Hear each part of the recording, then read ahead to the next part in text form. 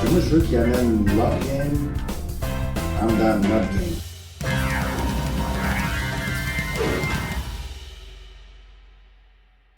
Hey la gang, on est back. Bienvenue dans la game dans le game avec votre hôte Jérémy encore une fois.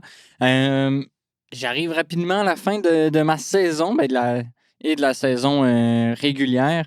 Euh, Comme vous le savez, je déménage dans très très peu de temps. Je déménage en fait le 26 avril. Et c'est ça, je vais être à Montréal à partir de là. Je n'aurai plus accès au studio de CFAC. Donc, c'est sûr, ça va compliquer la chose pour que je puisse enregistrer mes épisodes. Mais ce que je peux vous garantir, c'est qu'on va faire un autre épisode la semaine prochaine. Ouais, semaine prochaine. Fait qu'un autre épisode la semaine prochaine. Puis un autre qui va être enregistré probablement le 24. Avec ma copine, on va faire un spécial, je sais pas quoi. Ça va être drôle. Ça va peut-être être moins le hockey parce qu'on ne pourra pas couvrir 50 minutes de hockey avec ma très chère copine. Mais ça peut être comique. On va faire un épisode hors série. On pourrait dire ça comme ça. Donc, j'ai bien aimé le format que ça a pris la semaine passée. On a parlé des Vegas Golden Knights qui ont congédié leur entraîneur-chef Bruce Cassidy. Et ensuite, on a parlé un petit peu du DG des Leafs qui s'est fait congédier aussi. Et on est revenu un petit peu sur son legacy. Qu'est-ce qu'avait laissé les Leafs? Qu'est-ce qui a amené? Puis c'est ça, j'ai trouvé ça vraiment intéressant. Donc là, on va parler des Islanders de New York qui ont congédié leur entraîneur-chef eux aussi. Et les Devils du New Jersey qui ont congédié leur directeur général aussi. Ce que je trouve surprenant un petit peu à ce temps-ci de l'année, les directeurs généraux un peu moins, mais surtout quand les saisons terminent de façon un peu précoce. Mais les entraîneurs-chefs pour des équipes qui vont peut-être en série, qui sont en Corse en série, je trouve ça c'est spécial, c'est intéressant. C'est surprenant. Donc, premier segment, qu'est-ce qui est arrivé aux Islanders de New York? Fait que petit état de la situation, là, Patrick Roy a été congédié en tant qu'entraîneur-chef des New York Islanders dimanche dernier, le 6 avril. Et il est remplacé par Peter DeBoer, qu'on connaît quand même assez bien, entre autres. Il a la réputation de ne pas être capable d'amener... Mais il a la réputation d'être capable d'amener ses équipes en corridors, mais pas capable de faire gagner une coupe, ce que je trouve complètement ridicule. Faire assez de corridors à un moment donné, et d'après moi, tu vas probablement avoir des bonnes chances de gagner la Coupe Stanley. Et tu sais, comme arriver au corridor, c'est beaucoup plus que n'importe quelle autre équipe, que beaucoup d'équipes peuvent se targuer d'avoir. Donc, je pense aux Hurricanes de la Caroline, qui sont un peu ce genre d'équipe-là. Donc, Peter DeBoer, on l'a vu c'est ça, avec les Stars, on l'a vu avec les Golden Knights. C'est un des grands routiers de la Ligue nationale en tant qu'entraîneur-chef. C'est un homme de 60 ans qui a affiché un bilan de 97 victoires, 78 défaites, 22 défaites en prolongation en 3 saisons, après avoir succédé à Len Lambert, qui lui a été congédié le 20 janvier. Non, excusez. Et il a été c'est ça qui a été congédié le 20 janvier 2024. Mathieu Darche, ce qu'il a dit sur Patrick Roy, parce qu'il y a eu une controversie, une controversie qui n'en est pas une par rapport à Patrick Roy. Fait que Patrick Roy, lui, Mathieu Darche, ce qu'il a dit, c'est que c'est jamais facile. Ça, c'est une traduction libre de ma part. Patrick Roy a été un atout précieux pour l'organisation. Il l'a fait progresser. C'est une personne formidable et passionnée. Je sentais simplement qu'il était temps de faire évoluer le groupe. On va revenir à faire évoluer le groupe. Je le connaissais pas avant d'arriver ici. Je le considère maintenant comme un ami. C'était difficile à prendre, mais parfois, il faut savoir faire des choix difficiles. Il a aussi déclaré que c'est pas un seul match. C'est jamais un seul moment.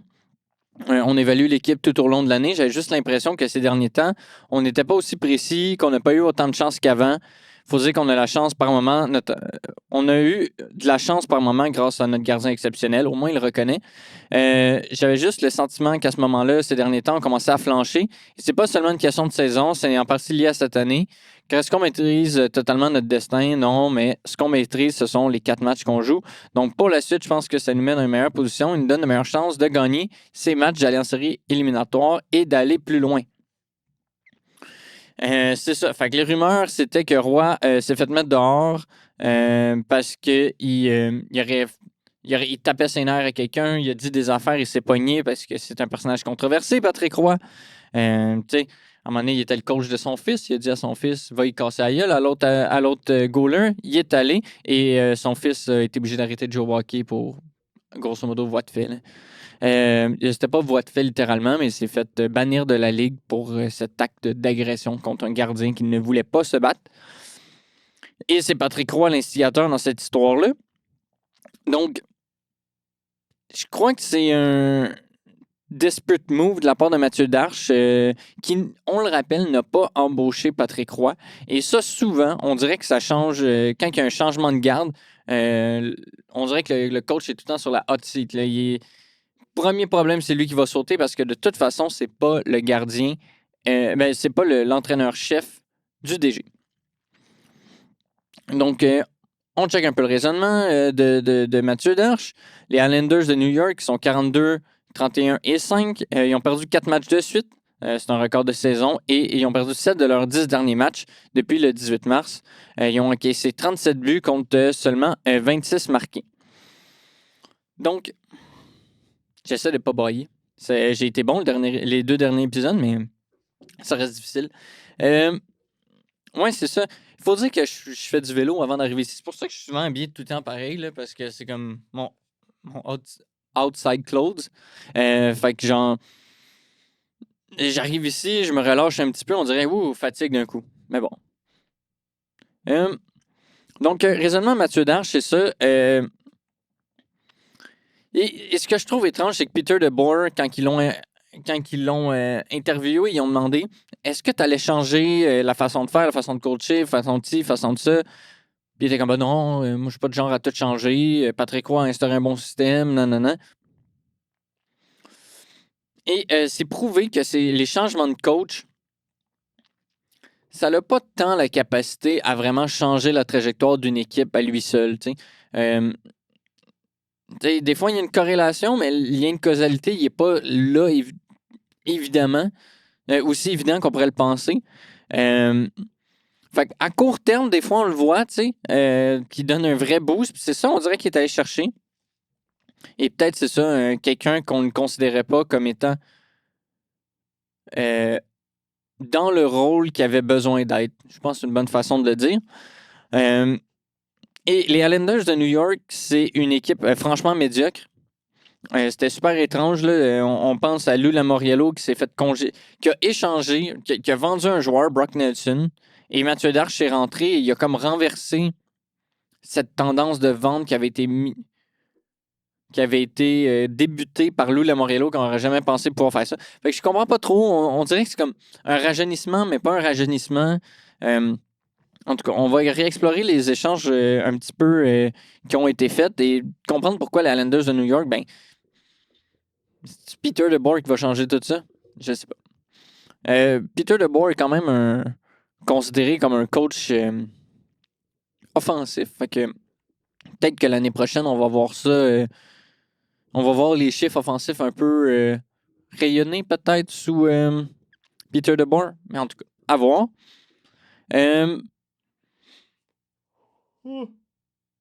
Excusez-moi, mon Dieu. Difficile de dormir ces derniers temps.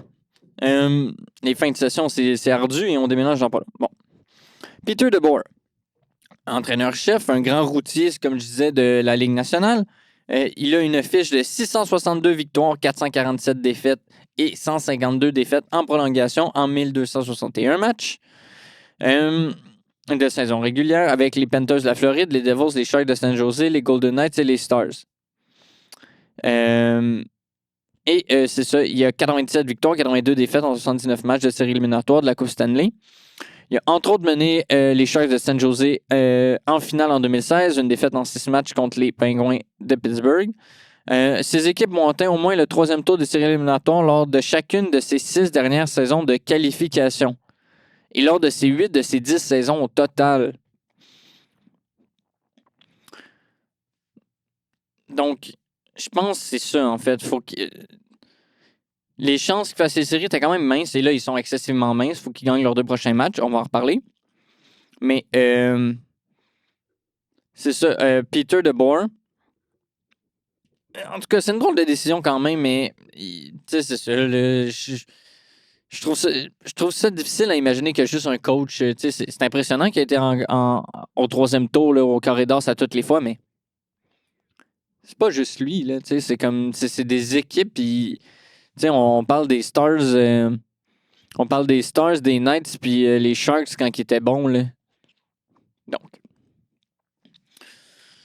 c'était pas des petites équipes. Donc, depuis Peter DeBoer, ils ont gagné, entre autres, jeudi contre les Maple Leafs, mais sinon, c'est 6 défaites en 7 matchs. Puis, ils ont gagné contre les Leafs, mais ça fait dur comme équipe. Ils ont perdu 3-0 contre les Sénateurs samedi après-midi à domicile. Donc, hier, le 11. Leur sort est désormais lié à celui des Flyers de Philadelphie, des Blue Jackets de Columbus et des Capitals de Washington. Les derniers adversaires pour la seule place disponible dans la division métropolitaine. Il est déjà acquis que les 2 équipes repêchées dans l'Est viendront de l'Atlantique pour le wildcard. La victoire des Flyers à Winnipeg ont conformé le pire cauchemar des Islanders. Ils sont condamnés à gagner leurs 2 derniers matchs de la campagne, à commencer par celui de dimanche contre le Canadien de Montréal. Et ils doivent prier que leurs concurrents s'effondrent. Donc, ils doivent battre le Canadien aujourd'hui, ce dimanche. Donc, vous allez voir le résultat. Et les Hurricanes de la Caroline cette semaine. Donc, est-ce que c'est un panic move? Comme un peu, là. Mais toute cette saison-là semble un drôle de ramassis, là. Fait que les Islanders de New York sont à 3% de chance de faire les playoffs parce qu'ils doivent battre le Canadien et la Caroline obligatoirement. Ils sont 11e dans l'Est avec une fiche de 43 victoires, 32 défaites, 5 défaites en prolongation. Et selon Advance Hockey Stats, ils sont la 26e équipe. Ils sont la 26e équipe en ce qui concerne le offense play driving. Ils sont 19e en ce qui concerne le defense play driving. Ils sont 18e dans le finishing. Et 11e pour les gardiens. 11e, c'est très bon, mais évidemment, ils ont Ilya Sorokin. Ils ont. Comparativement à leur play driving, ils ont une bonne. J'ose espérer que quand que je vais être à Montréal et que je vais me griller de certains équipements et que je vais faire les trucs, je dormirai plus et je serai moins stressé par toute la vie. Donc, je baillerai moins quand je ferai des émissions. Je m'excuse. Donc, moi, ce que ça me dit, c'est que il est dans le 2e cadran des pires équipes de la Ligue. Ils sont incapables de drive de l'offense. La défensive est franchement ordinaire, mais ils se font sauver par le goaltending. Elle a de la meilleure que qu'est-ce qu'elle est. Puis, ils ont surprenamment un bon finishing. Mais ils ont quelques bons finishers dans la ligne. On va commencer par Matthew Schaefer.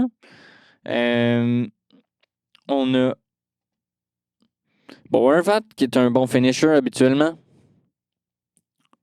Emil Heinemann en est un bon. Mais on vient de faire le tour, je pense.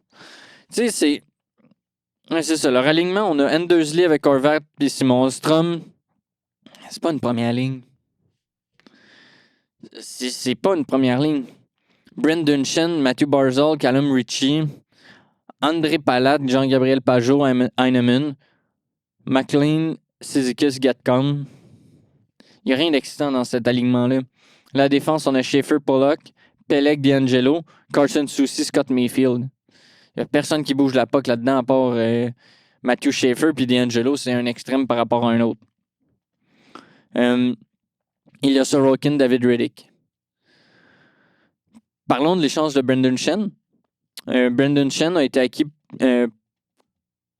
contre Drouin, un gardien de 20 ans, et le choix de premier tour de l'Avalanche, et un choix de troisième tour. Je me suis laissé comme note « What the hell ». J'en avais parlé là, lors de mon premier épisode, mais cette acquisition ne fait aucun sens. Aucun sens. Il reste 4 ans?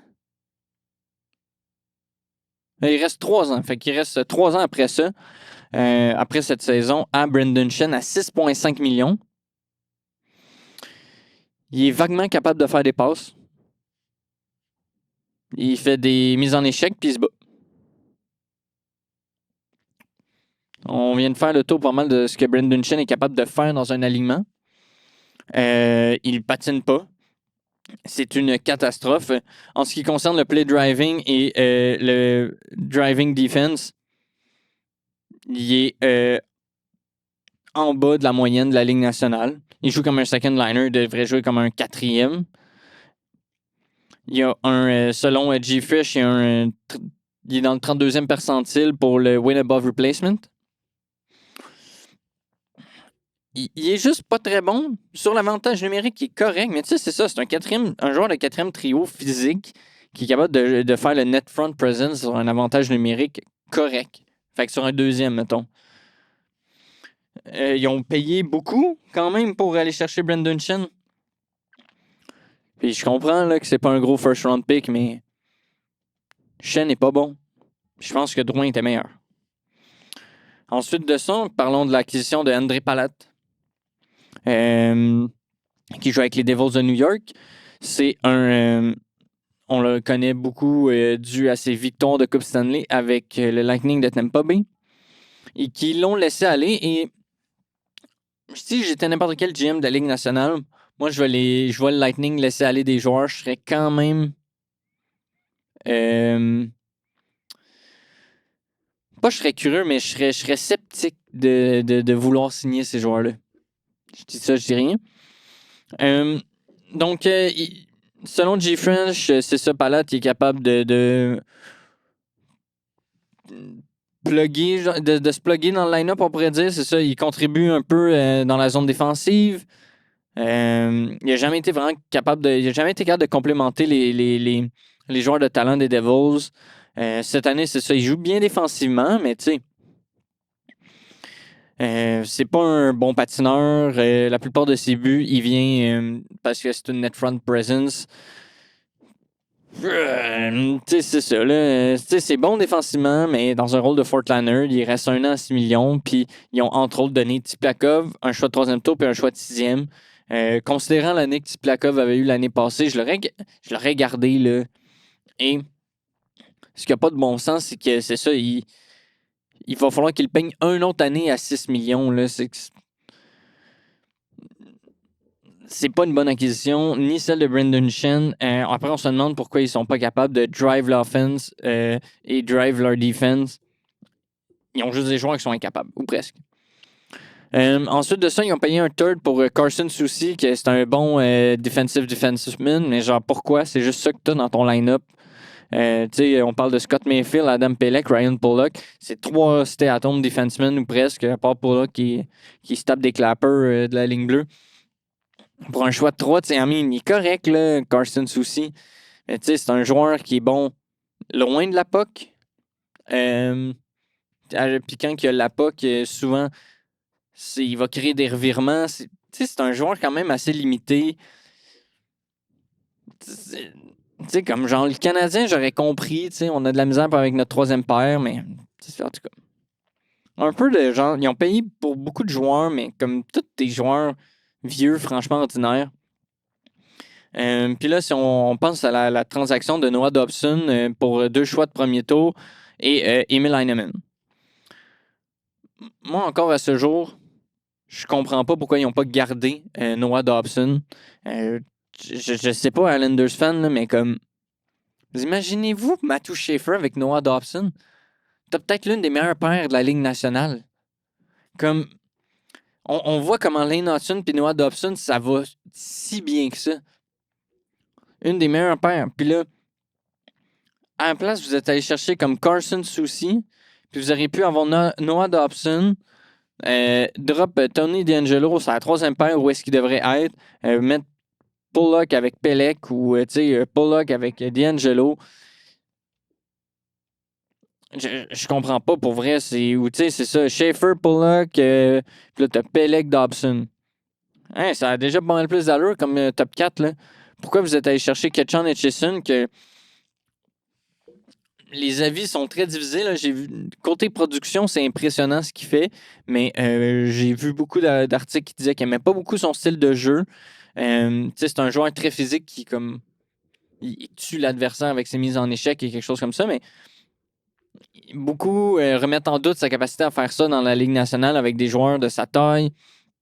Et c'est un joueur avec un bon clapper, mais il fera jamais 20 buts dans la Ligue nationale parce que c'est pas Matthew Schaefer, tu sais. Donc, et on a Victor Eklund qui est probablement un joueur top 6, mais tu as payé pour faire les séries là, cette année, mais là, en échangeant Noah Dobson, tu aurais eu besoin de lui en ce moment dans l'alignement. Tu n'aurais pas été obligé d'aller chercher Carson Soucy.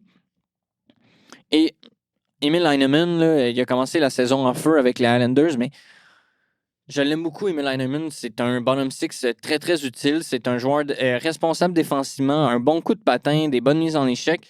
Les mises en échec, en gros aussi en cause de son coup de patin. Justement, il y a un très bon tir, donc il crée très peu de chances de marquer. Mais vous allez le voir, là, il va arriver avec de la vitesse, il va drive le net, puis il va être capable de scorer. Et c'est un très bon joueur à avoir sur ta troisième ligne.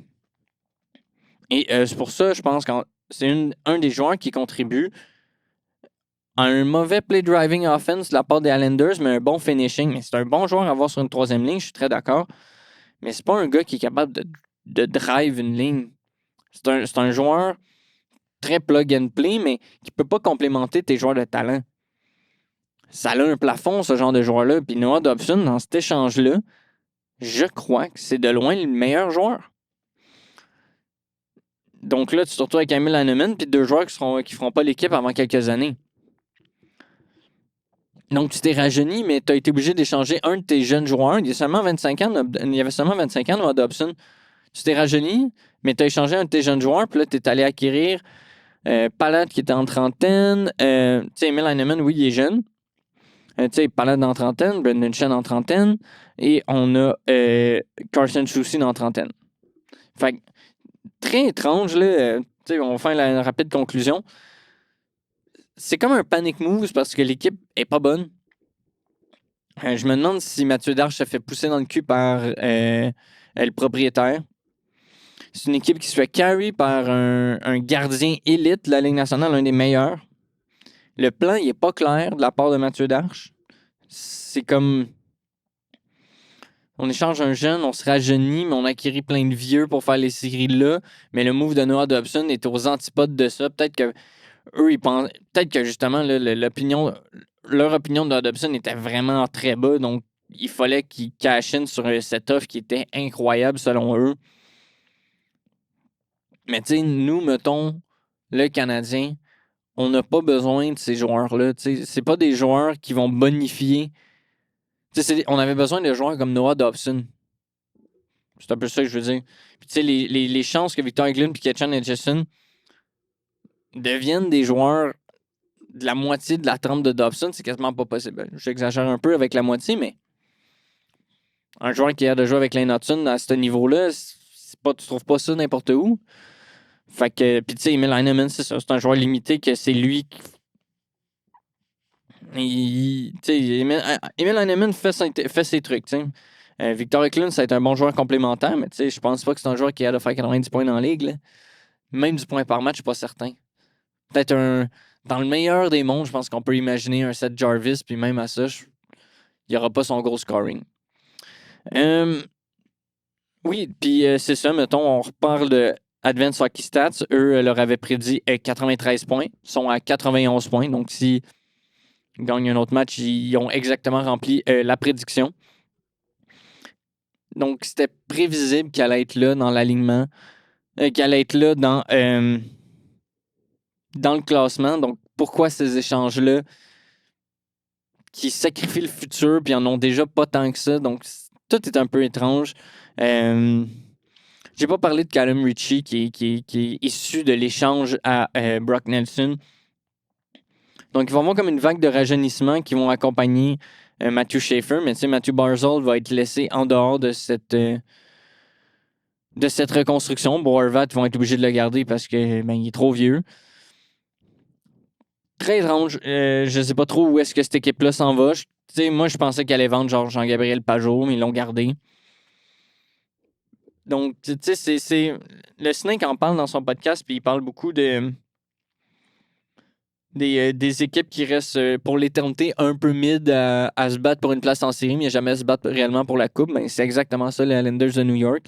Puis le refus de vouloir faire les séries adéquatement, ou tu sais, de commit à faire les séries, mais commit à 100%. Ne change pas Noah Dobson, qui était ton deuxième meilleur défenseur, là, parce que Schaefer est là en ce moment, là, mais tu sais, c'est ça, tu as une des meilleures paires de la Ligue nationale, probablement. Donc, c'est ce qui conclut le premier bloc. J'avais plus d'espoir en Mathieu Darche que ça pour l'instant, mais à voir. Victor Eklund, c'était un bon pick. Ketchan Etchison, pas tant. Donc, on se revoit pour le deuxième bloc. Qu'est-ce qui est arrivé aux Devils? Merci.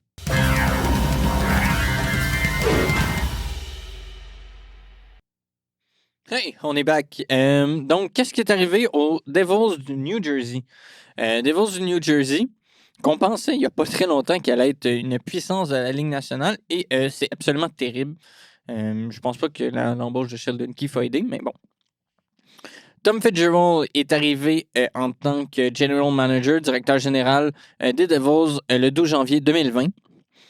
Il a acquis un alignement qui avait entre autres Cal Palmieri, Nikita Gusev, Nico Hischier, Jesper Bratt, Pavel Zacha, Damon Severson, Blake Coleman, Travis Zajac, Taylor Hall, Wayne Simmons, Miles Wood, Sami Vatanen, Will Butcher, Jack Hughes, Piquet Subban, Andy Green, Kevin Rooney, Mirko Muller, Connor Carrick, Joe Anderson, John Hayden, Dakota Mermis, Jesper Bookvist, Mackenzie Blackwood et Louis Domingue.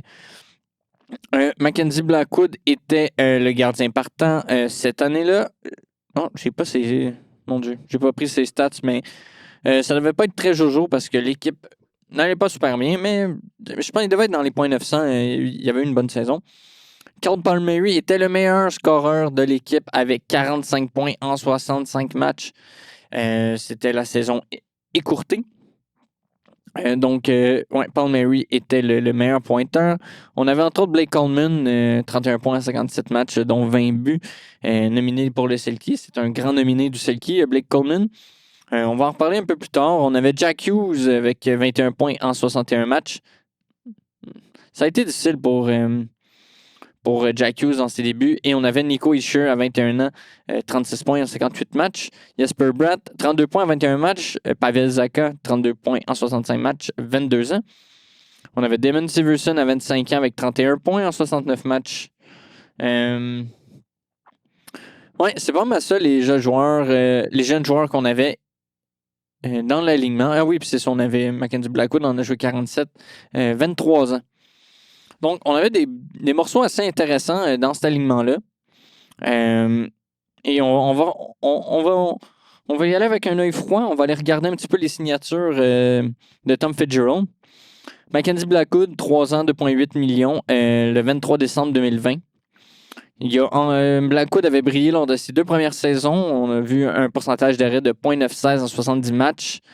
Mais après la signature de son nouveau contrat, puis de la COVID-19, des blessures, des inégalités dans ses performances et statistiques ont chuté dès les premières années, puis ils ont continué à décliner. Blackwood a été échangé aux Sharks et il est en ce moment avec Colorado et il s'en sort très bien. Il s'en sort très bien.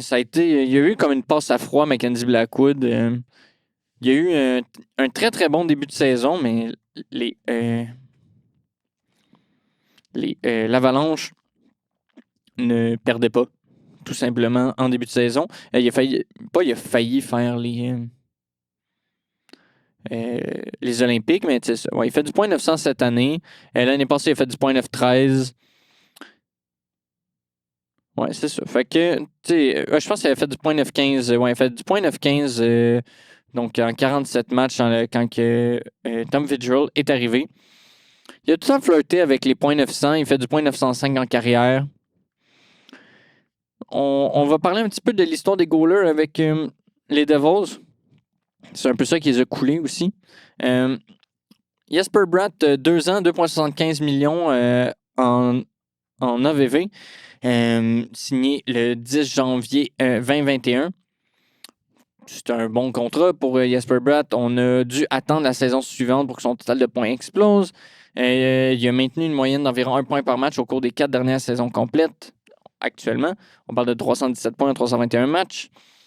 Bratt a négocié son contrat à plusieurs reprises depuis le 21, depuis 2021. Mais que c'est ça, il coûtait 2,75 millions et il a fait 73 points. Lors de la saison 21-22, c'était pas absolument incroyable comme performance. C'est juste que c'est dommage que c'est ça. Le reste de l'équipe n'a pas été à hauteur de cette saison-là. Puis on a un peu gâché cette belle performance. Jesper Bratt, 1 an à 5,45 millions le 3 août 2022. Et ensuite de ça, l'année d'après, le 15 juin 2023, il signe un contrat de 8 ans, 7,85 d'AVV avec l'explosion du cap. C'est un très, très, très, très, très bon contrat pour Jesper Bratt, même s'il y a une down season, mais tous les Devils ont une saison un peu de marde parce qu'ils sont très pas bons. Je me souviens plus, combien. Il n'était pas dans mon pool cette année, mais 71 points en 80 matchs, mais après, on avait eu une saison de 88 en 81, 83 en 82. 73 en 22-23. Et ouais, c'est ça, 2021-2022, on parle de 73 points en 76 matchs. Très, très, très, très, très bon joueur. Jesper Bratt. Jonas Siegenthaler, 2 ans, 1,125 millions d'AVV. Le 9 juillet 2021. C'était l'échange pour aller chercher était très bon, mais ensuite de ça, on l'a re-signé 5 ans, 3,4 millions d'AVV. C'est un peu curieux. Je vais vérifier quelque chose.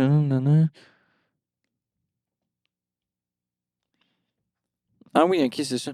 J'ai fait je suis allé me chercher des stats pour comparer les joueurs et j'ai oublié de faire la bonne comparaison. Donc, je vais vouloir comparer Kovacevic à John Marino, qui a été échangé pour faire de la place, entre autres, à Kovacevic. Donc, je n'haïs pas Kovacevic, mais et je n'haïs pas John Marino. Kovacevic. Ah, ici. Mais je crois que John Marino leur est grandement supérieur. Kovacevic a quand même manqué beaucoup de matchs cette saison. Ouais,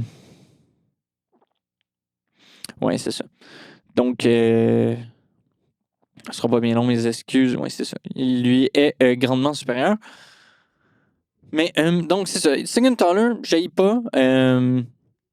C'est ça, j'haïs pas. Il y a eu des hauts, des bas, mais overall, c'est quand même bien.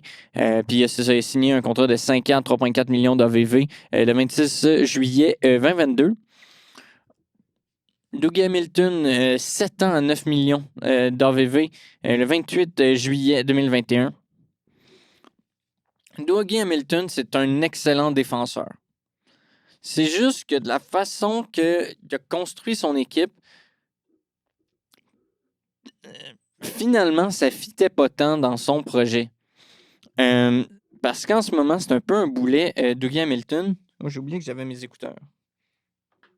Son arrivée au New Jersey, c'est un joueur qui avait peu d'antécédents de blessures, mais depuis qu'il a signé avec les Devils, il a disputé environ juste 70% des matchs. Il y a eu une production offensive un peu en dents de scie, qui s'est tarie entre autres lors de sa 5e année de contrat. Et pour 9 millions d'AVV, ben, c'est des performances offensives assez insuffisantes. Il reste 2 ans de contrat à celui de Dougie Hamilton. C'est difficile de... Un des problèmes avec Dougie Hamilton aussi, c'est que Sheldon Keefe l'utilise de façon défensive. Dougie Hamilton n'est pas un défenseur défensif. Et il a été capable de se... Comment dire? Il a été capable de s'en sortir défensivement. C'est juste que son offensive a absolument disparu et ça a un peu changé en fin de saison. Là, ça s'est amélioré un petit peu, mais Dougie Hamilton n'est pas parti pour avoir une grande. Ouais, c'est ça. Il est à 37 points en 75 matchs, 40 points en 64 la saison d'avant, et c'est ça. La saison 23-24, il a juste joué 20 matchs et il avait seulement eu 11 points. Il avait eu 50 points l'année d'avant. Et c'est ça, l'autre saison d'avant, on parle de. Il y avait seulement. Non, il y a 74 points, excusez. 74 points en 82 matchs. Et l'autre saison d'avant, 30 points en 62 matchs. Donc, production en dents de scie, pas assez pour un joueur de 9 millions. Sauf que il n'est pas utilisé au mieux de ses capacités. Il n'est pas isolé comme il devrait l'être. Ils l'ont utilisé comme un défenseur défensif. Je pense que la meilleure chose pour Dougie Hamilton, c'est d'être échangé et qu'il puisse rayonner dans la bonne chaise, dans la bonne équipe, qui a besoin d'un joueur pour bouger la rondelle comme lui est capable de le faire, comme peu d'autres défenseurs sont capables de le faire. C'est sûr qu'il a ralenti, évidemment, mais je pense que Dougie Hamilton reste un très bon défenseur. Fait un des problèmes majeurs, ça a été la durée du contrat. Ils ont repêché Simon Nemec et Luke Hughes aussi. Donc, il fallait qu'il fasse de la place, mais lui, il était là. Donc, c'est un peu. Le contrat à Dougie Hamilton dérange parce qu'on dirait qu'il s'inscrit mal dans le plan qui avait été élaboré par Tom Fitzgerald. Est-ce qu'il n'aurait pas dû le signer? Peut-être. Jack Hughes, 8 ans, 8 millions d'AVV, 30 novembre 2021. Il y a eu deux saisons difficiles, mais Jack Hughes est un game changer. Là. On parle d'une moyenne de points de 1,19 points par match dans ses 268 dernières rencontres. C'est un des meilleurs contrats de la Ligue. Il n'y a rien à dire. Il y a même beau se blesser. Quand Jack Hughes est sur la glace, ça va bien. André Palat, 5 ans à 6 millions d'AVV, le 13 juillet 2022. C'est comme... Ils n'ont pas été capables de signer Johnny Gaudreau, fait qu'ils ont fait ça. Il est pas bon. C'est une chance qu'ils ont été capables de s'en débarrasser aux Islanders, mais comme... Oh! Vitek Vanecek, 3 ans, 3,4 millions d'AVV. Le 19 juillet 2022. Ça n'a pas été une bonne signature, il n'a pas été bon. Miles Wood, 1 an à 3,2 millions d'AVV. C'est juste. Pourquoi tu signes autant pour des joueurs de profondeur? Là? Il n'est pas tant bon, Miles Wood. Là. Il y a la signature de Damon Severson à 8 ans, 6,25 millions d'AVV. Je pense que c'est un bon contrat au final, qui a été signé le 8 juin 2023, mais il a été signé dans un trade pour les Blue Jackets.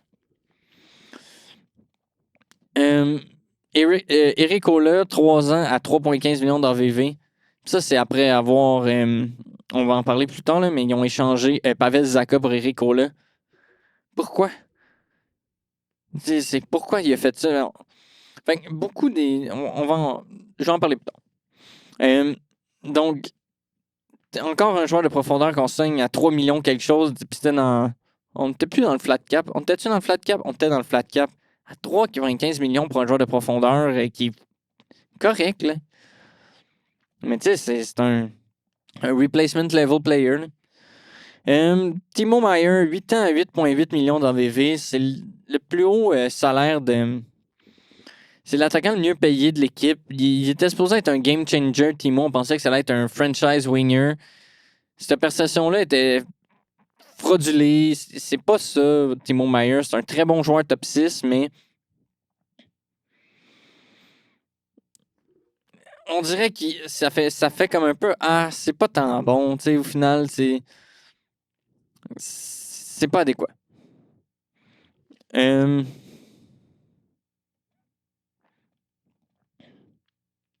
Ah oui, c'est ça.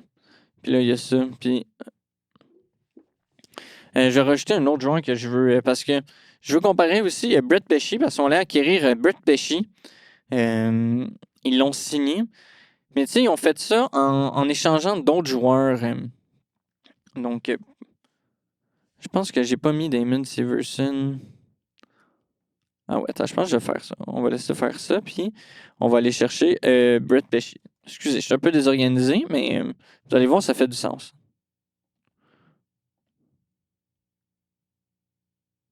Ouais.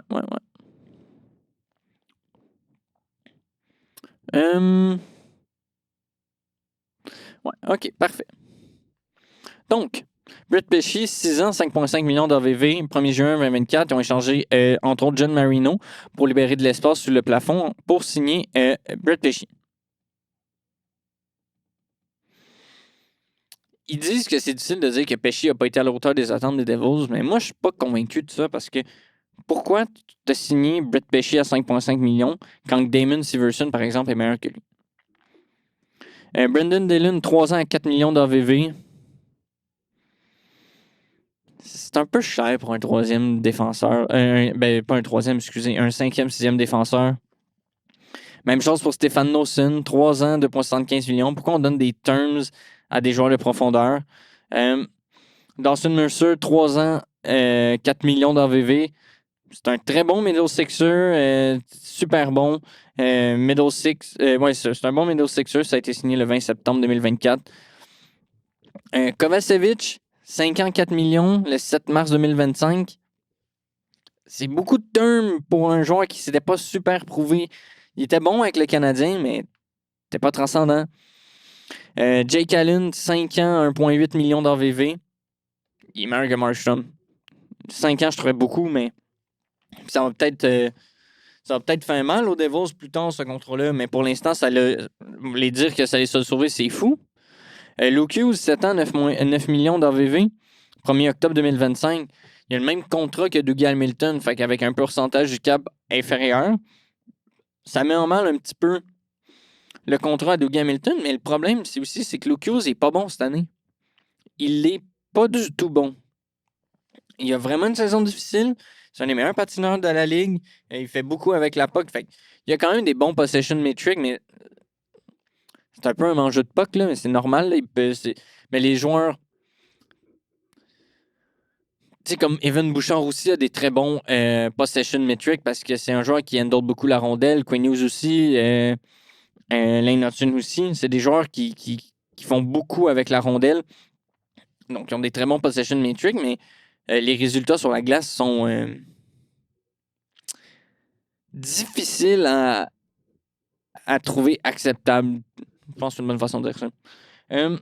Jacob Markstrom, 2 ans à 6 millions, signé le 31 octobre 2025. Pourquoi? Il allait pas bon. Il est pas bon. Ça va pas bien. Pourquoi vous l'avez signé si cher? Donc, beaucoup de moves qui donnent un feeling d'être un peu transversal ou tu sais, qui sont supposés avoir l'air d'être un petit peu meilleurs, mais finalement sont un petit peu moins bons. On va parler vite des signatures. On parle de Blake Coleman pour un choix de premier tour et Nolan Foote. Nolan Foote, pas besoin d'en parler. Le premier tour est devenu Shakir Mukhamadullin, mais Blake Coleman est un excellent joueur encore à ce jour dans la Ligue nationale. Shakir Mukhamadullin a été échangé pour Timo Meier, qui s'en est pas très bien sorti. Est-ce que comment que les Devils seraient s'ils auraient gardé Blake Coleman, n'auraient pas signé Timo Meier, il y aurait plus de cap et il y aurait Shakir Mukhamadullin. Ils ont un surplus à la défense. Shakir Mukhamadullin est parti pour être un défenseur de troisième paire. Drôle de asset management. On va dire ça comme ça. Ils ont échangé Cal Palmieri et Travis Zajac pour A.J. Greer, Mason Jobst, un choix de premier tour en 2021 et un choix de quatrième tour en 2022. Le choix de premier tour, c'était Chase Tillman qui est devenu rien du tout. Donc, c'était-tu un bon trade? Il fallait qu'ils se débarrassent de Cal Palmieri. A.J. Greer, ils l'ont pas gardé. Donc, mauvais asset management. Ils ont perdu Cal Palmieri et Travis Zajac pour rien. Puis tu sais, Blake Coleman, c'est un peu ça qui est arrivé. Ben, ils ont Timo Meier, mais Timo Meier s'en sort pas super bien. Choix de troisième tour pour Jonas Siegenthaler. Très bon, très bon asset management. Choix de 4 pour Dimitri Kulikov. Je sais pas. Tu sais, c'est un. C'est un joueur de troisième paire, là.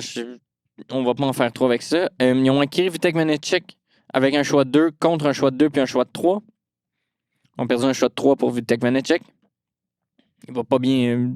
Il est pas bon, Vitek Vanecek. Il est déjà plus avec les Devils. Eric Ola contre Pavel Zacha. Quelle catastrophe. Pavel Zacha vient de scorer 30 buts. Pavel Zacha est un de ces drôles de joueurs qui n'a pas des bons offensive metrics. Il n'y a pas des bons defensive metrics. Mais il est capable de outperform ses métriques toutes les années. Donc, très bon, très drôle de joueur. Donc, il n'y a pas un bon expected goals for, ni un expected goals against, ni un bon différentiel des deux. Mais son actual goal against et goals for est systématiquement au-dessus de ses expected. Donc, c'est un de ces rares joueurs qui est capable de trahir un petit peu ses stats, ce qui est rarement le cas. Et bien, ça a fait que c'est un très mauvais échange. Eric Ola n'est plus avec les Devils. C'est ça, les trades qu'il a gagnés, c'est des trades de bottom, de fond d'alignement. Il n'a jamais été capable d'entourer adéquatement ses superstars. Il est allé chercher John Marino pour Ty Smith puis un choix de 3. Il a fini par échanger John Marino. Le contrat de Timo Meier, sur papier, c'est pas le pire. Là. Chacun Mukamadulin ne va pas devenir hyper renversant, mais Fabian Zetterlund non plus. Ils ont perdu Damon Severson pour un choix de 3. Damon Severson, avec l'allemand des Devils, ça irait super bien. Jake Allen pour un choix de 3, ça c'était beau. Ah oui, ils ont changé Vitek Vanecek. Ils ont payé un choix de 2. Ils ont reçu Capo Kakkonen. Capo Kakkonen avec les Canadiens dans la Ligue américaine. Mais tu sais, ils ont été capables de garder des 3 et des 4 à des endroits. Mais la vraie valeur des assets qui a été échangé, ils l'ont perdu. Ils ont échangé Olds puis Akira Schmid pour Paul Cotter puis un choix de 3. Akira Schmid, c'est le meilleur gardien des Golden Knights. Paul Cotter, il est bon. Alexander Olds va pas bien. Ils ont acquis Jonathan Kovacevic. Très bon trade. Mais ils ont échangé John Marino pour 2 choix de 2. Malcolm McCarron a coûté un choix de 2. Marino, c'est 2 choix de 2. C'est 2. Il y a la valeur de 2 McCarron. Ça me renverse. Les Oilers ont échangé pour Jason Dickinson, ils ont échangé un choix de premier tour. Puis pour Andrew, ils ont légué aussi le contrat d'Andrew Mangiapane, mais ça n'a aucun sens. Là. Donc, mettons qu'on compare Jonas Siegenthaler et John Marino. Les deux jouent relativement à peu près le même temps sur glace. Si on considère les possession metrics du Corsi et du Fenwick, le relatif, Marino est à 53,98 pour Corsi, Siegenthaler 50,23. Marino 52,81 pour le Fenwick, Siegenthaler 50,61. Goals for 79 pour Marino, 43 pour Siegenthaler. Goals against 49 pour Marino, 59 pour Siegenthaler. Fait que le relatif, le goals for relative, ben c'est 61,72% pour Marino, 42 pour Siegenthaler. L'expected goals for de Marino, c'est 64,72. C'est tout à 55. 61,15 pour Siegenthaler. L'expected goal against de Marino, 57,66. 62,31 pour Siegenthaler. Il faut que l'expected goal against soit plus bas, évidemment. Puis l'expected goal for soit plus haut. Puis le expected goal for relative est 52,89 pour Marino, 49,53 pour Siegenthaler. Marino est clairement le meilleur. Donc, moi, ça me choque. Faut dire que Siegenthaler a un très mauvais PDO de 0.974. Donc, et Marino en a un quand même très bon à 1.043. Mais tu sais, c'est pas tout ça qui explique. Là. Marino a clairement la meilleure saison des deux.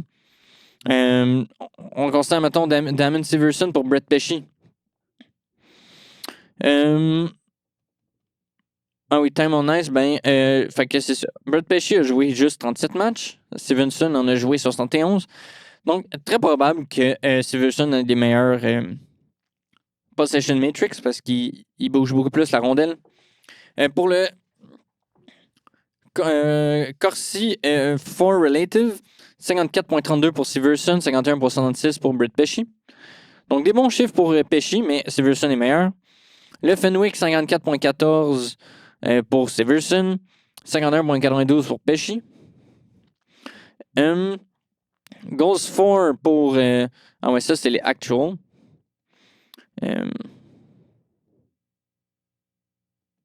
Fait que là, on va juste checker les relatives parce que Brett Pesci a joué 30 matchs de moins. Donc, si on check les goals for et les goals against, c'est évidemment que Severson va avoir à peu près le double. Les goals for relative, on est à 55.26 pour Severson, 36.59 pour Brett Pesci. Ouf. Les expected goals for relative, Pesci est à 50. Et Damon Severson est à 56.57. Severson est plus jeune, si je me souviens bien, ou à peu près le même âge, 31 ans.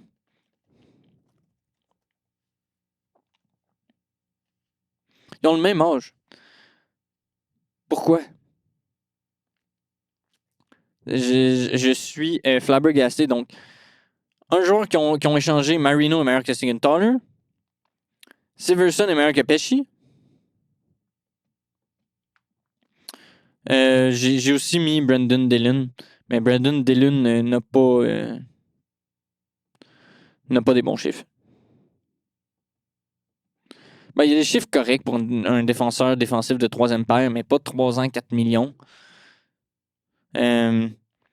Zaka puis Ricola, donc même si donc c'est ça ce que je voulais dire, c'est que Pavel Zaka, il y a un goals for relative de 55.79 alors que son expected goals for relative est 45. Donc il 10 points au-dessus de ce qu'il est supposé faire, mais c'est récurrent avec Pavel Zaka, un drôle de joueur. John Marino puis Kovacevic, Corsi 4 relative meilleur pour Marino. Fenwick, meilleur pour Marino. Actual goals for relative, meilleur pour Marino. Kovacevic est à 45.45. Expected goals for relative, 52 pour Marino, 48 pour Kovacevic, donc net négative. Tous les défenseurs que les Devils ont échangés, il faut dire qu'ils n'ont vraiment pas une bonne saison, les Devils, mais ils ont toutes des meilleures saisons ailleurs. Donc, Siegenthaler, Kovacevic et Brett Pesci, qui est encore blessé, ont des meilleures saisons ailleurs. Luke Hughes a une saison terrible, il est mal entouré. Il est mal entouré. Luke Hughes a de la misère, Simon Nemec a de la misère, donc qui va bien dans cet alignement? Siegenthaler va correct. Kovacevic va pas très bien. Brett Pesci va correct, mais ça pourrait aller mieux. Donc, Tom Fitzgerald, on dirait que c'est ça. Il a fait beaucoup de transactions qu'on pensait, c'est ça, soit latéral ou un petit peu mieux. Mais c'était souvent du net négatif partout, en part pour. Tu sais, oui, la signature de l'acquisition de Siegenthaler était très bonne, mais c'était pas une raison de se débarrasser de ton meilleur défenseur entre les deux. C'est ça qui a pas de bon sens. Tu sais, il était allé chercher des Cody Glass, c'était un très bon échange, tu sais, mais Cody Glass fera jamais la grande différence dans un alignement. Timo Meier était supposé être le game changer, il l'a pas été. La signature de Dougie Hamilton, on la considère un petit peu comme une. Elle nous fait grincer des dents, ça va pas super bien. Donc, c'est un peu difficile à concevoir que Tom Fitzgerald a aidé les Devils. Moi, je pense qu'ils ont coulé un peu. Arsenic Gritsuk, j'aime bien. Mais, tu sais, c'est ça, là. C'est un joueur de fond d'alignement. Luke Hughes, il va falloir qu'il se réveille. Là, il y a des questions à se poser sur à quel point il va être bon dans la Ligue nationale pour de vrai. Est-ce que c'est un top 2 ou c'est un top 4? Ben, on va se retrouver dans le même problème qu'avec Doug Hamilton. Bon, avec le très peu probable, avec le cap qui augmente, ça risque d'être très correct pour le contrat de Luke Hughes, mais difficile à imaginer. Tu sais, c'est ça. C'est comme quand tu y vas all-in, faut y aller all-in. Faut arrêter de faire des petits trades qui peuvent. C'est un flip de 25 cents, puis finalement, ben, t'es manques tout. Tu sais, c'était ça. Tu sais, c'était des moves pour faire des moves, là. Échanger Pavel Zacha pour Eric Cole. T'as l'impression t'échanges un jeune pour un vétéran, mais c'est pas ça les game changers. C'est pas ça qui va te faire aller. Qui va te faire passer par-dessus de bump, mais au final, ça a juste été un net négatif parce que Pavel Zacha aurait été meilleur avec les Devils. Damon Severson aussi, probablement. Marino aussi. C'est tous des meilleurs éléments, tu sais. Et oui, Severson coûte un peu plus cher que Brett Pesci. Et ça va bien, Damon Severson. Je me souviens que c'était plusieurs gens se posaient poser des questions là, sur son contrat, mais tu sais, une saison de 32 points cette année, ça va quand même bien. Hein. J'ai 21 minutes 4 par match. En tout cas. Donc, des équipes qui ont fait du mauvais asset management, qui n'ont pas été capables de bien entourer leur joueur étoile et qui ont fait plein de petits moves. Un peu. Il posait la question justement dans le podcast de Simon Lisney qui est de comme. C'est Mathias, il dit comme de la gestion vieux jeu. C'est ça la gestion un peu vieux jeu. Tu y vas pas all-in, puis tu fais plein de petits échanges de plasters sur ton alignement, puis au final, tu laisses passer plein de petites affaires. Bergevin, il faisait la même chose. Voyons. Avec les livres. J'ai oublié son nom, ça me fascine.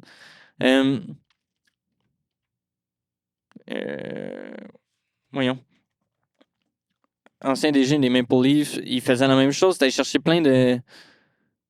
Brad Treliving, c'est ça. Brad Treliving, t'allais chercher plein de joueurs insignifiants pour les Maple Leafs. Il a lapidé les first round picks, les second round picks pour des joueurs qui font pas la différence, tu sais. Il est pas mauvais, Mathias Masseli, mais tu sais, comme Lawrence, Jan Krook, Domi, c'est tout plein de plugs dans des alignements qui. Mais c'est pas eux, les game changers, qui vont réellement faire que tu vas gagner une Coupe Stanley. Donc, c'est ce qui conclut cet épisode. Moi qui est fâché. Parce que les Devils, on pensait que ça allait être une équipe incroyable, puis ça l'est pas du tout. J'espère que le prochain directeur général va être très intéressant. Tu sais, j'ai dit, pour un Doug Armstrong avec les Leafs, avec Bruce Cassidy, mets-moi ça avec les Devils. Je voudrais bien plus que les Devils soient une bonne équipe que les Leafs. Mais bon, à voir. J'aime quand même Doug Armstrong. Intéressant. J'aimais beaucoup son échange par Rico pour Radim Murka, qui s'est pas concrétisé, mais bon. Donc, c'est ce qui conclut cette émission et merci pour votre écoute. On se revoit la semaine prochaine pour clore un peu la saison régulière. Puis, finalement, on n'affrontera pas les Sabres. On va affronter le Lightning de Tampa Bay probablement en séries éliminatoires. On va voir. Donc, on va revisiter ce match-up-là un peu plus en profondeur. Et c'est ça. Ciao, ciao. Et moi, je veux qu'il amène leur game. I'm done, not game.